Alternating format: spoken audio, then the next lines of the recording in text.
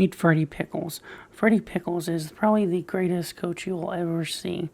Freddie Pickles is going to try to take on Boston College and take them to the promised land. Freddie Pickles is probably the best head coach you'll ever see. He is maxed out on every single ability. And I am going to see if Freddie Pickles can rebuild a program that hasn't been good since the Matt Ryan days. I went ahead and set up the recruiting board. The recruiting board's all set up. I have a little bit of everything. And I'm going to jump into a few games, but when I say jump in, I don't really mean jump in. I'm just going to watch the games as they play.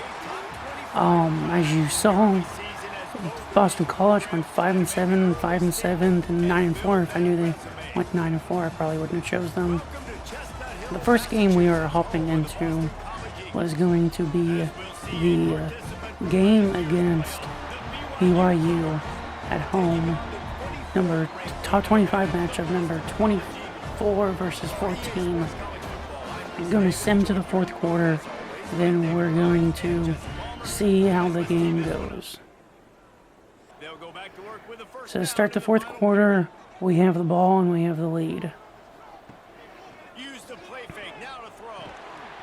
And it's incomplete. If you're going to take a hit like that, you might as well. We have an incomplete pass right there.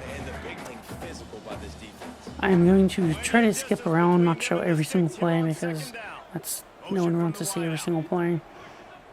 The quarterback is going to hand it off to the running back for a gain of 3. Or a gain of 0. I was looking at the third down marker, sorry. 3rd and 10. We do have the lead. Pump fakes, looks, throws it, and gets stopped. Apparently my coach is very aggressive because he is going to go for it on 4th down instead of kicking the field goal. He fakes the handoff, throws it, incomplete pass, should have settled for the field goal. BYU will take over. BYU still has a quarterback that wears 47. I find that very weird. BYU just chunks it deep and we're able to bat it down.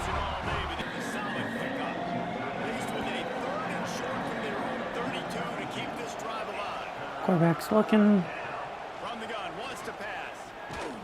And good old number 59 with the sack. Charles with a huge sack to force 4th down, and BYU will punt the ball back. Went ahead and skipped around a little, and now we're at 3rd and 5. Looking downfield, it's in goal.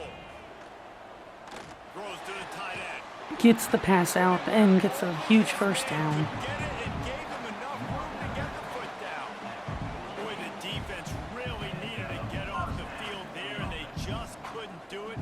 Set of downs. Man, that hurts. When you're trailing late in the ball game, you need those stops, and you get them to 3rd down. You get them to those critical points. Now they get the 1st down. You don't have many. Quarterback's looking, throws it for a huge 1st down. Then number 85 is going to have a huge season. Just a spoiler alert. We're all the way down to the 31. And he rockets the pass to number 7. Number 7 gets it all the way down to the 1-yard line. I would have preferred they try to waste a little bit more clock. They don't. I guess we go no huddle, which I need to fix that because I don't really want them to go no huddle every single time. I just want them to take their time.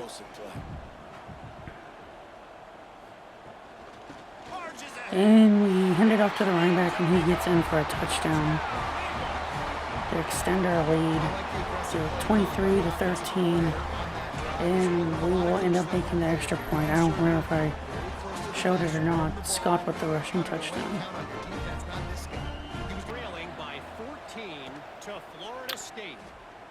I did not. The quarterback keeps it, and he gets all the way up to the 26 for a gain of 8.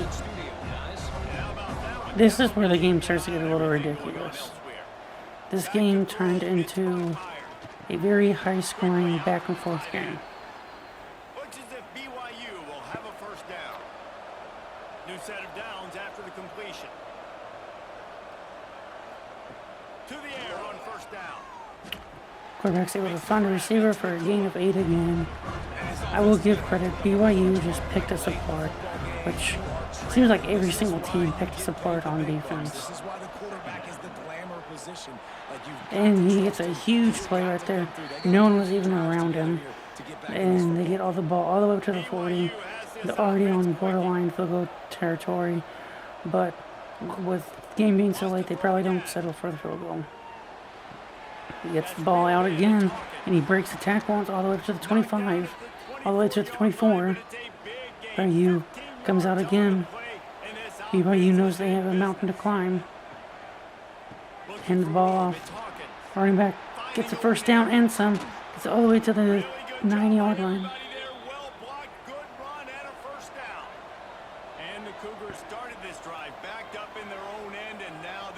Quarterback sees something. He's looking, rolls out, throws it across Barty for a touchdown. BYU is able to cut the deficit to 24-19.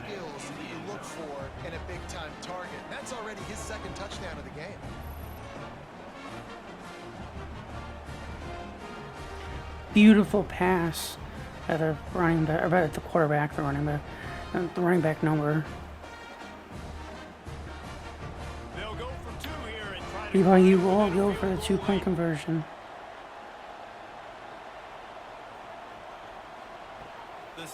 Looks, throws easy. BYU cuts it to a 3-point game. It's 3rd and 4 for Boston College. Quarterback's looking, he throws it deep, and he's a huge touchdown, sorry for the spoiler. It's a huge touchdown at number 85. He came up clutch with that catch right there. Crowd's going crazy. Begging for an upset.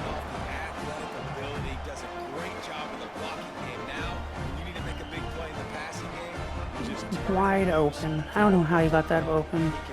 And he's just barely able to beat the defender into the end zone. The extra point, and it is good to extend the lead back out to 10. BYU comes back out. Quarterbacks are looking. Huge pickup once again, number 7. Number 7 had a huge day. Pick throws it again, and he gets the first down, then jukes back, but then able to get it to 4th and inches. I thought that was a first down. Quarterback comes out. Decides to hand it up to the running back, and the running back gets the first down, tries to juke, but stays past the first down. 1st and 10 once again, and they get another huge play. Our pass defense just was not very good. It seemed like it was never really the best once we jumped into the games. And we were seemingly holding them, but once we jumped in, it basically was no defense. Once again, BYU gets an easy first down, driving right back down the field. Easy walk-in touchdown, number 7. 2nd touchdown of the game.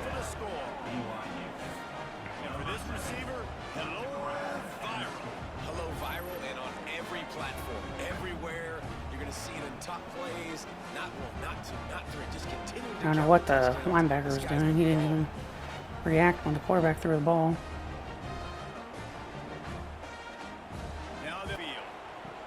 And getting the extra point, making it a 3, cutting it to give us the 3. Boston College comes right back and gets the first down. Number 26 gets hurt. Looks as if we have an injury on that last play, and we'll take a break to check him out. They're 86, sorry. It's late when I'm doing the voiceover. The play action fake. Throws to the wideout. Complete downfield. Quarterback gets a first down. Boston College for the first down. Sorry, I zoned out. Another thing I didn't really agree with, Boston College, we didn't really try to drain any of the clock. I get that they're calling their timeouts now and there's nothing we can do against that, but they never really tried to drain the clock. Or Corbeck's looking, he steps, throws it, and it to number 85 once again. Gets it all the way down to the 15-yard line. Third and goal. Or 3rd and 10 now. Corbeck fakes the handoff. No, he does not fake the handoff. He gives it to the running back. And they decide to kick the field goal, and they drain the clock. They drain the clock all the way down to 4 seconds. Then they kick the field goal to go by 6.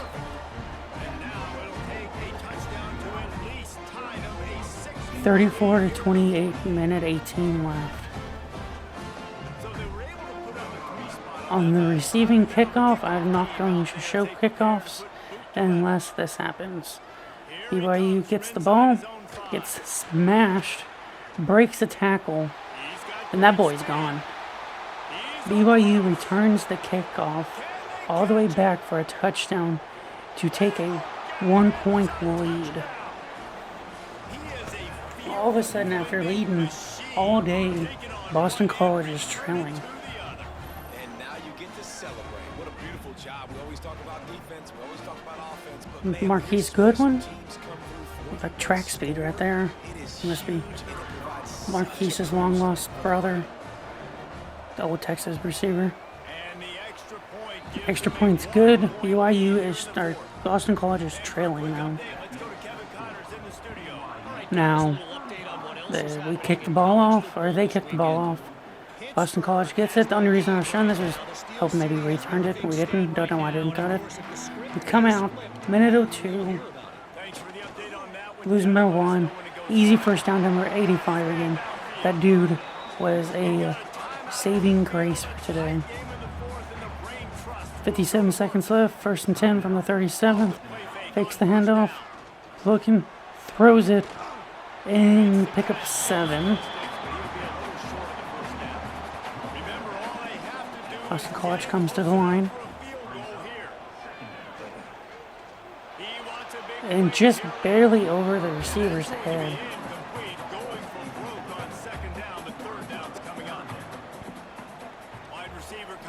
Receiver goes in motion. Quarterback fakes the handoff. He decides to take off and run. And he slides all the way down at the 36-yard line.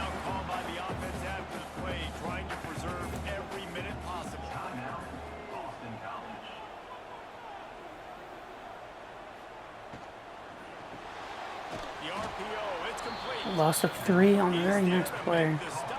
Clock is ticking. 33, 32, 31. Boston College decides to spike the ball. 3rd and 13. It's 56 yards out from here. Quick touch pass to the receiver. Weird jet sweep, which he almost breaks it.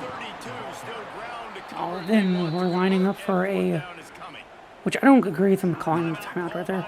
We line up for a 49-yard field goal for the win. I would have wasted a little bit more time off the clock, but that was just me. But the field goal is good. And all of a sudden, Boston College is back on top. 37-35 with 17 seconds left.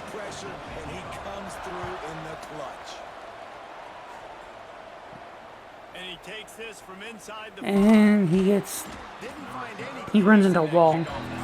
The receiver runs into, the returner runs into a wall.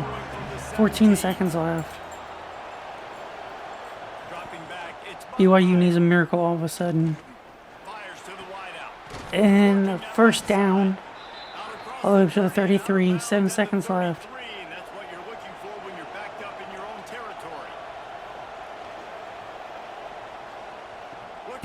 BYU's looking. Quarterback runs out of the pocket. He lobs it to the receiver, and the receiver is tackled not even past the 50-yard line. Very anticlimactic way to end the game, but Boston College is going to escape with the upset win against BYU and Freddie Pickles' first game at Boston College.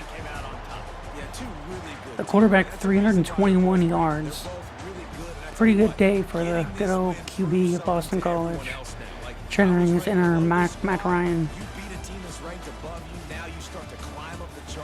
Very interesting game. Defense did very good into the fourth quarter, then all of a sudden they couldn't stop. They couldn't stop anything. So we get our first command. It's a right guard out of Virginia. Then we get two more commits the very next week.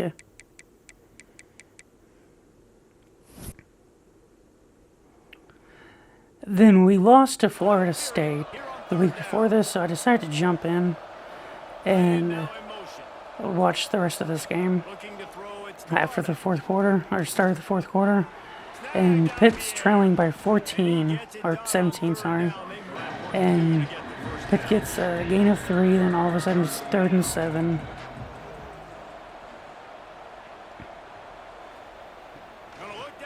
Pitt's looking, throws it, and the pass is broken up by number 30.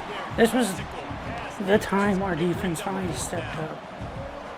Our defense stepped up in this fourth quarter like they were stepping up the whole game. Pitt decided to go for it on fourth down, and he throws it to the receiver. The receiver breaks 2 tackles, and then is slammed to the ground by 92. Then we take the ball over at the 47, 2nd down, and he's gone. 3 plays later, and we score a touchdown. That's when I decided to send the rest of this game, because I could tell this was going to be a blowout. And there's no reason to just add the blowout and make this even longer.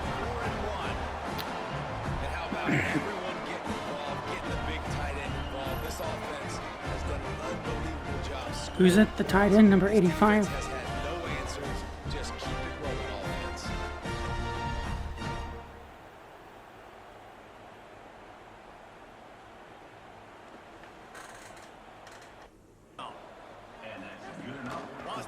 Last play of the game. Throws it to the receiver. Receiver gets it. Gain of 8. And then they don't get the playoff. And Boston College ends up blowing out undefeated Pitt at the time. 51-17. Boston College basically just showed them who the superior team was.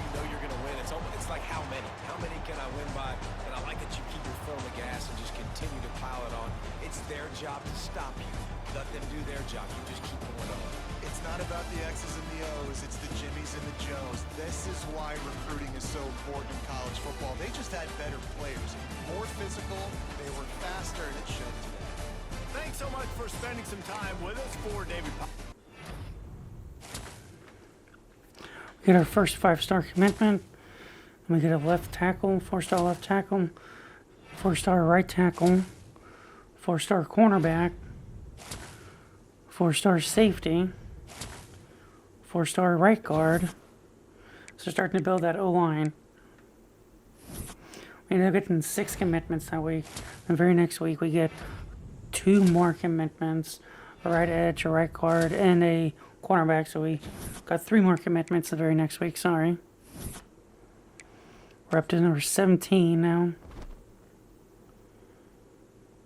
Then I decided to jump into this Miami game. And I'm kind of wondering what would happen if I didn't jump into it. We're trailing by 5 to start the halfway through the fourth quarter. We're trailing by 5. I was kind of wondering what happens if I wouldn't jump into it, because we blew out the 2 opponents after after Pitt, and then this game. We didn't look like the same team. We get a huge first down right there. O-lineman's hurt. On 3rd and 3, we get a first down. The Miami player's hurt. We get a first down on 3rd and 6. We're starting to drive the ball. Huge, and they got one, and they're at the 35. These two guys just I would on the have same liked if they wavelength. just took their time. Connections all the time. And that's practice. They would have took their That's time in all this game. summer. I That's kind of all think they spring. would have. Just We so many would have hundreds of fared a balls, little better. thousands of balls where you know We ended up exactly getting what first you're down all the way down to the 12. It's 3rd and 5 now. Quarterback's looking, throws it, beautiful pass, beautiful touchdown. Who else than 85? So we take the lead. Then we end up kicking the extra point instead of going for 2. And I question that, but it doesn't really matter. I'm kind of giving this game away. Because there's some questionable play calling. So we kick the extra point. It's good. Bam, it's good. 13 plays, 79 yards, 209. If only would have took like an extra 2 minutes off the clock. First down, they get 7. Jackson's looking. Only reason I know the quarterback's name is just heard it 1,000 times. Then right here, big play of the game. Big play. Number 6 just got to make that catch. Then literally 3 plays later, they're going to score a touchdown. Jackson's looking. Gets a huge pickup to the 44. Then 2 plays later, Jackson's looking. Runs, slides, gain of 3. Literally 3 plays later after the drop interception, which would have been probably the easiest interception you'll ever have on the ricochet. Jackson throws it deep once again. And boom, touchdown.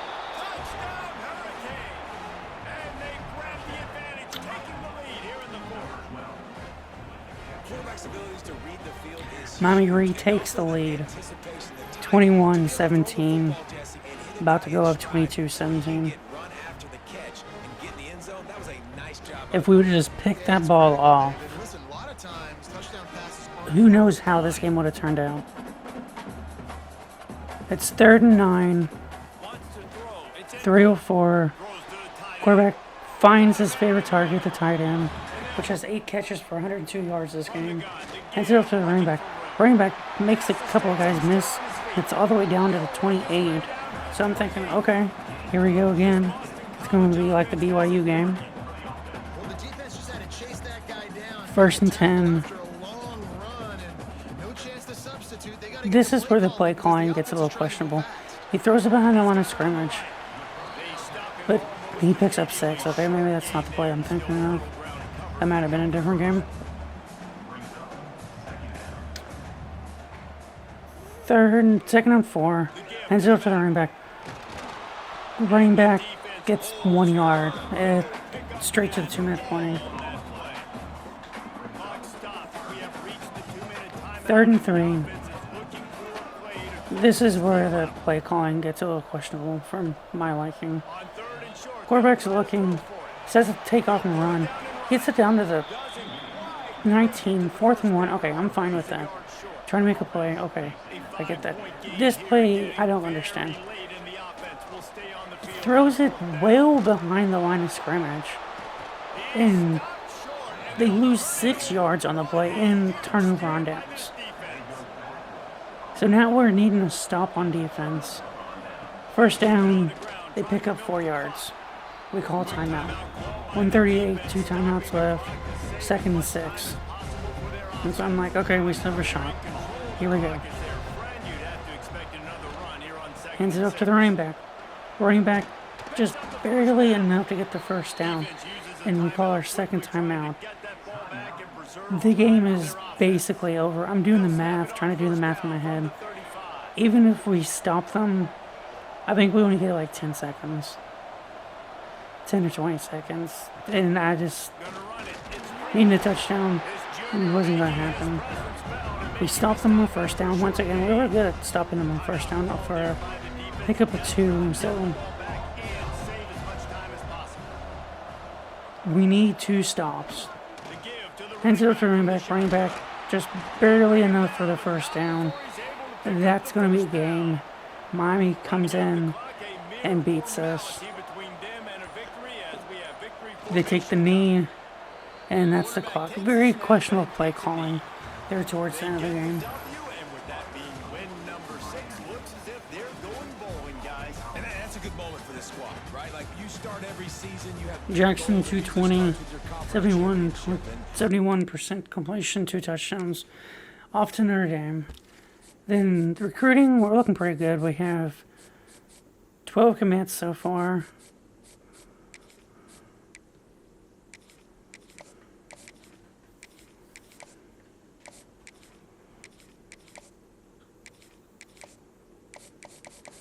Right here, I'm just adding hours to people I just recently added. And we were locked out of this guy from like week 2 all the way up until this week. And we finally were able to get him back or whatever. So, or we were finally able to be No, we weren't locked. We had a deal breaker. And we were locked out because of the deal breaker. And we finally got the deal breaker up to what we needed. So I was finally able to put points on him. Which apparently they can visit during...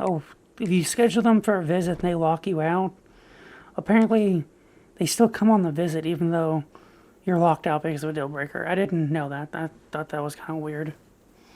So I was going to try to schedule him for a visit, but I couldn't because he came week 5. We were locked out during week 5. So now we go down to we go up to touchdown Jesus, play Notre Dame. And this game was interesting, I'll say that. We had a pretty good game. This game makes me think it's not going to take that long to turn this around.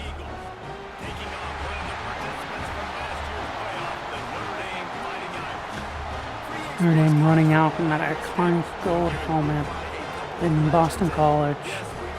I think that's one of the most annoying mascots, the leprechaun. I'm a Michigan fan though, so take that as you will. Alright, so I just decided to sim this. And it never really was a game to jump in, so I was always questioning to jump in or not. Then I finally decided to jump in for whatever reason. When I jumped in, the play clock just ran down to 4 seconds for some reason. I didn't even have 2 clock on. We ended up getting 3 yards right there to call timeout. This game was over. I should have jumped in sooner to give us a better shot, but I didn't. Or I should have started watching before I did to give us a better shot. We ended up getting first down. Then we come to the line. We ended up getting sacked and incomplete pass, so I just edited that out. Last play of the game. Only reason I'm showing the last play of the game, it's meaningless. Yeah, we lost. Beautiful, all day in the pocket, and we're actually able to get the touchdown. We ended up losing by 7 to number 3 Notre Dame. That's going to end up kicking us out of the rankings. Very hard fought, 7-point loss, even though it was more like a 14-point loss. Either way, we lose by 7. Not a bad game. Boston College isn't supposed to compete with Notre Dame. We end up getting another 5-star the very next week.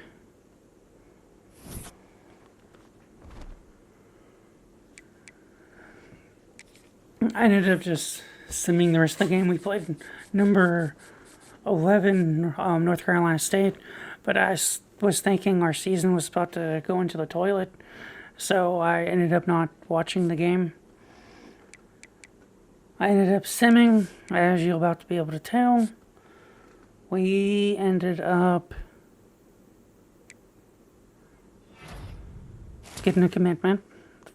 4-star free safety. 4-star free safety. We ended up winning the game. I was a little surprised. So now, number 12, Duke, comes to us. Well, I ended up skipping past that game again because I figured we were going to lose. We got a 5-star, 4-star, another 4-star, another 4-star, 1 5-star, 2 4-stars. We won that game, so all of a sudden we're number 15. So I'm like, well, crap, what do we do now? 2 games left. Can we get up to number 12 or 11? Same that week. We got another commitment. 4-star Mike linebacker. We're all the way up to number 14 now. So now I'm like, well, crap. Now we got our arch rival, Syracuse, and as you can see, we are number 1 recruiting class. I ended up deciding to jump into the Syracuse game to see how this would go.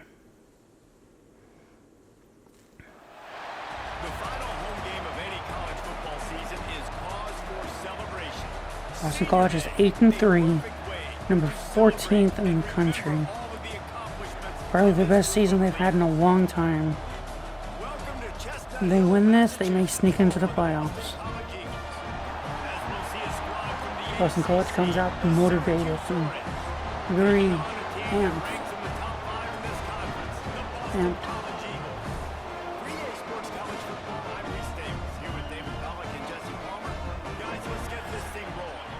So I'm going to sim the game like I usually do. And I'm jumping in at 35-27 Boston College. The only reason I jumped in, or didn't jump in sooner, because we were winning by 15 to start the fourth quarter, so I figured it was going to be a blowout. They get the first down. Well, no question. They've got to score a touchdown. Apparently that was his 213th completed pass this season. This 2-minute drive. You always want to get it going. You want to get that momentum going, put the defense on their heels. They accomplished that with the last throw. It's 1st and 10 from the 38-yard line. Syracuse comes to the line. Hand it up to the running back, and the running back gets stopped. Runs into basically a wall after picking up 4 minutes left.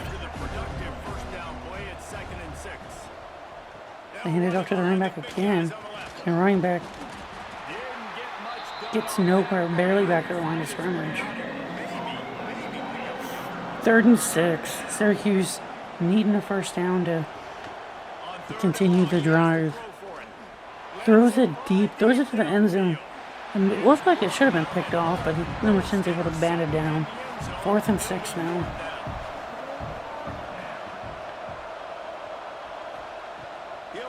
Quarterback gets the ball, he's looking, and goes to run, but number 25, that's a weird defensive lineman number, number 25 gets the sack, and then the orange just goes crazy. I don't know why, but that really irritated me when I saw it. I thought that was kind of weird and stupid. So we get the ball back. And I'm thinking, all right, just run the clock. We don't run the clock apparently. We pick up 10 yards on that play, but it was 2nd and 11. We decide to end it off. Quarterback throws it. Incomplete pass.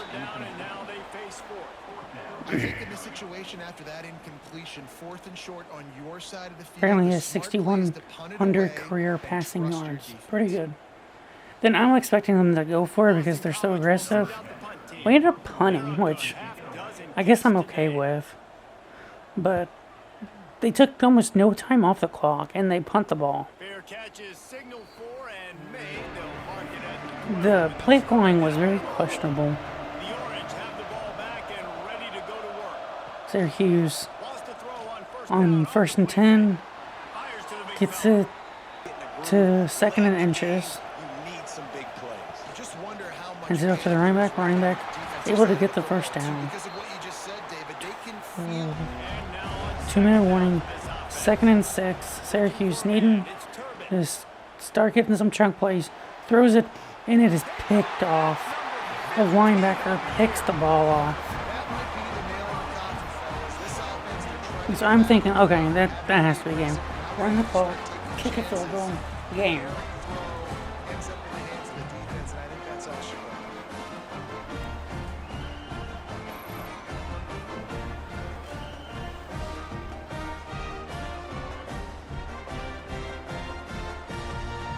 BC has it back, and the Eagle offense returns to the field. So we come to the Now, line, Jesse, the art here is to find the balance between milking the hand it clock off to the and running back. trying to get another score. Running back Maybe the coaching staff, too. gets it to the 24, pick up 4. Syracuse calls their timeout. We throw the ball. It's first down, number 85. So if they waste their second timeout, I'm like, okay. Calling a timeout here, you have Oh, that's gonna make it almost impossible now to run the clock. Not really. wide We could, receiver going in we could still run the clock out. off the Hands it off to the running back. Nope, keeps it. Throws it. Touchdown. Who? 86. I thought it was 85 again. So we push the lead out to 14. But this game's dead. It's over. And so I don't even know why I didn't sim the rest of this game. But I ended up recording the rest of the game. So Syracuse comes to the line. and it's capable of it again today. Back to pass. They're needing chunk plays. They're trailing by just Horrible first down play. Horrible. Syracuse comes to the line again. 3rd and 5. from the gun, wants to pass. Looking to the big Chunk tight play end. number. All kinds Chunk play of number ways 1. to throw that one All the way in to the 43 now. 2nd and 10. Hands out to the throws it to the tight end. Throws it to the running back on the screen. He's tackled for a loss of 4. On 3rd and long, a check down would be the last resort. A strike He's gone. downfield. There he goes. Horrible angle about 27. This one into the And Syracuse scores a touchdown. So now I'm starting to worry a little because Touchdown makes it a 9-point game. they're about to kick the extra point, make it an 8-point game. Find a way somehow, They still have a timeout. If they recover this onside kick, this game could get very interesting very quick. at least you get that touchdown to give yourself an opportunity. That was a horrible angle by 27 that he took. It's on the drive. Just under 30 Onside kicks in the air, and we go over. this onside kick.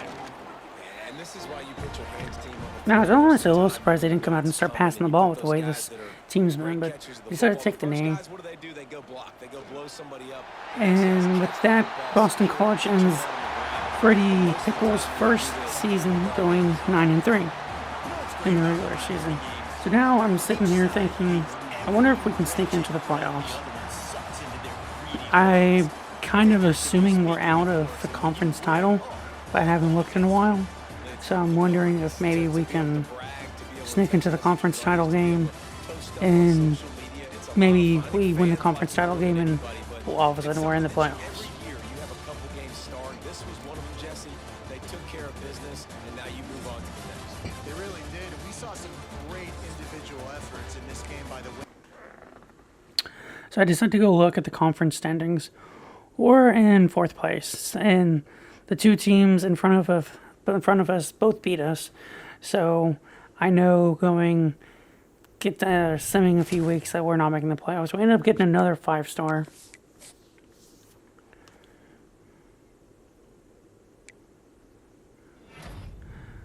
We end up getting another 5-star center, a 4-star left tackle. Then I see we're 12th. I'm like, oh, okay, we may sneak into the playoffs.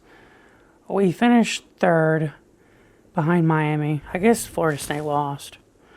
We get a 4-star receiver to end it, going to National Signing Day or Bowl week. Our tight end wins the Johnny Maxwell Award. I was honestly surprised he only had 6 touchdowns, because it seemed like every single game he was scoring a touchdown. We end up not making the playoffs. We end up making the Holiday Bowl against Ball State. So I'm like, okay, well, this is very disappointing. So I wanted to go see what job offers. I wasn't going to leave. I didn't even check week 2, but I wanted to see what job offers we got. They offered us the Clemson job, which I thought was interesting. Like, okay, I didn't even look at the record. Still didn't know what the record is. But I'm like, okay, well, Clemson, I guess, had a bad season. So they offered us the job. Come to find out, they didn't really have a bad season, so I don't really know why the coach left. I never went back and looked. So I'm like, okay, well, we'll jump into the bowl game. We don't jump into the bowl game. It's pretty well a beatdown. What would you expect? Number 12 team in the country playing Ball State. This game, it was close. It was closer than I would like at halftime. And kind of going into the fourth quarter was a little closer than I liked. But it was never close enough to justify jumping in and watching. And as you saw, weren't they like a 69 overall?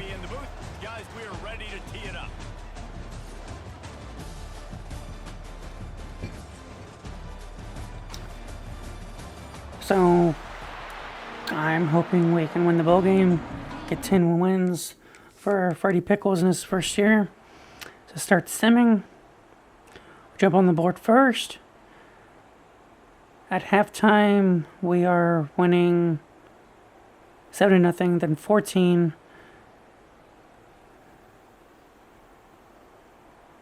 24-0. 24-0 going into the fourth quarter. The only reason I do this is I'm like, I'm just going to let the backups play the rest of the game. I should have did this to begin the fourth quarter, but I didn't. I thought about it halfway through the fourth quarter, so I just simmed out. We ended up winning 34-0. There was no reason to jump in and watch. So Freddie Pickles gets his first bowl win as a head coach. At 34-0, stomping the Ball State. Offense, defense, and special teams. This team came ready to play, and man, it was pedal to the metal right from the opening kickoff. So this is why I thought it was weird that Clemson offered me the job. They were the number 5 seed, went 13-3. So I wonder what the coach did. North Texas was the team that ended up beating us out for the last playoff spot, and they lost by 8 to Clemson. Then Notre Dame snuck in as the 9, lost to LSU by a lot. North Carolina State lost to Washington by a lot. Michigan barely beat Oregon. Michigan loses to Georgia. Kansas State beats Washington. Oklahoma beat whoever. Then Kirby Smart ended up getting his fifth title because I needed to start off at a good school to get all these coaching adjustments and stuff and do it fast. So I used Kirby. So Kirby now has 5 national titles. He's 2 behind Nick Saban. So I ended up trying to get some players to stay. All the players, the ones that I wanted stayed, and then the ones that I didn't really care about left. And a few of them, the last one I just offered to offer. I didn't care if he stayed or not. So going to National Signing Day.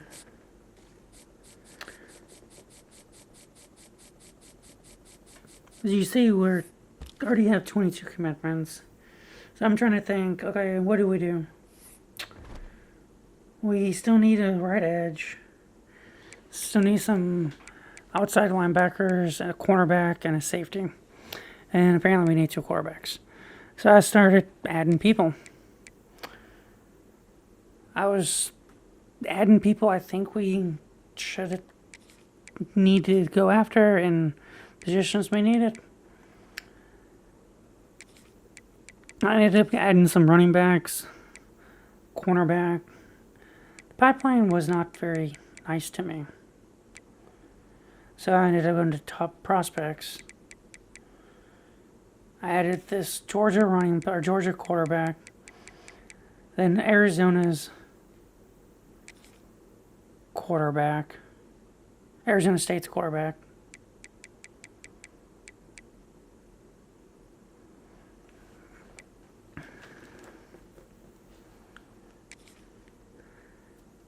I did a 4-star linebacker.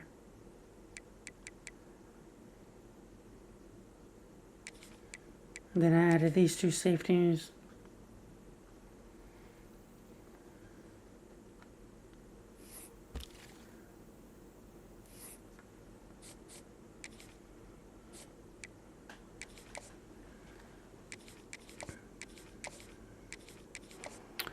So basically all I'm doing is I added 65 points to everybody. Then I figured next week I started scheduling visits.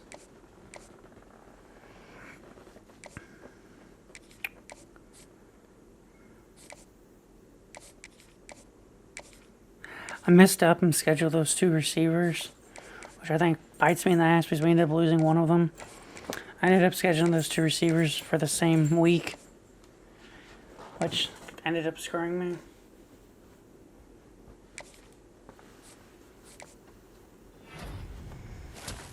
We get our first commitment, tight end. Then we ended up getting 4 commitments that week. Going into, I think this is week 3.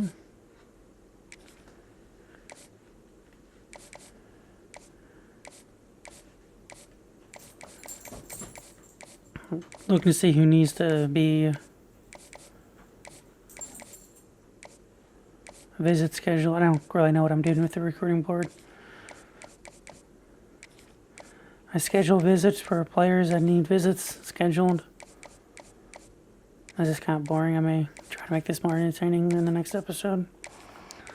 If you stuck this long, comment your favorite pizza topping. Unless it's pineapple, then you need to go sit in a dark room and think about your life decisions.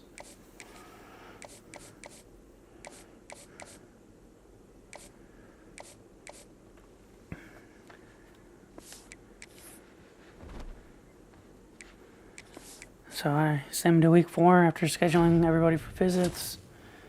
And we ended up getting a lot of commitments this week. This coach is kind of overpowered. I kind of want to see what we can do at a small school with this coach.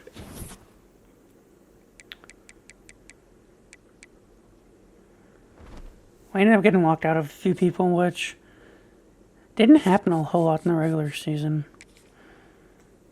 I ended up taking this guy off the board. I don't think I do right now, but I ended up taking him off the board because I didn't see us jumping to first, even though we're locked down.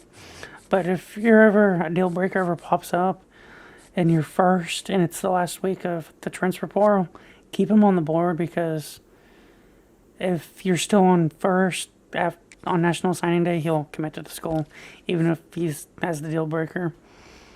I added 2 more players last minute. We didn't get them. So we ended up with 32 commitments. And as you can see, we ended up with the number 1 class. 5 5-stars, 27 4-stars.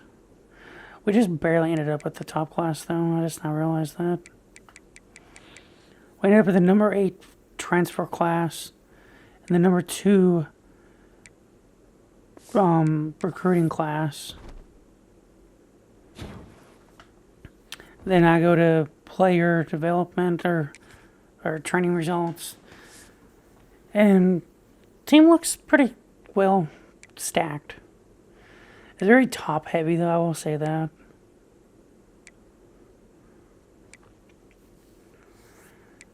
So I'm just going through here and seeing what it is. We have a +7, a +5, +7 to that guy, okay. Another +7 and a +6, +7, +9, +7, +5, +9 again, another +9. So, doing the schedule, I wanted to keep BYU, but I wasn't able to keep BYU. So I was wanting to make the UMass rivalry a yearly occurrence. So I scheduled UMass, and I went to go schedule Notre Dame. And this is where it got confusing. It wasn't letting me schedule Notre Dame, even though they're an independent. So this is when I had to start thinking outside the box.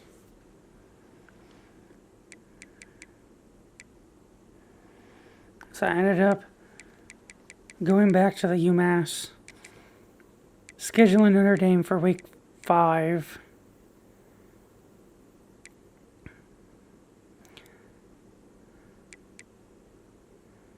Then I was trying to schedule UMass this week. Wasn't able to.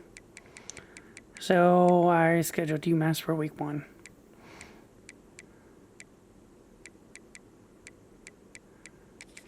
Took me a minute to find them. So now I'm trying to think what I should do with the Yukon and...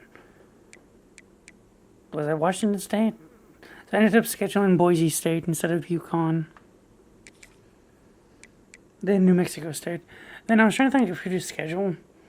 So I went through here and tried to find the highest overall team. Turns out it was Toledo, so I already scheduled Toledo for week 9. So schedule doesn't look all that tough. Florida State, Georgia Tech, Wake Forest, Notre Dame, Cal, Stanford, Boise State, Toledo.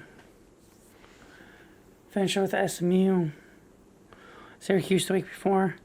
And that is going to do it for this episode. Thank you guys for watching. And as always, keep looking up because that's where it all is. Peace.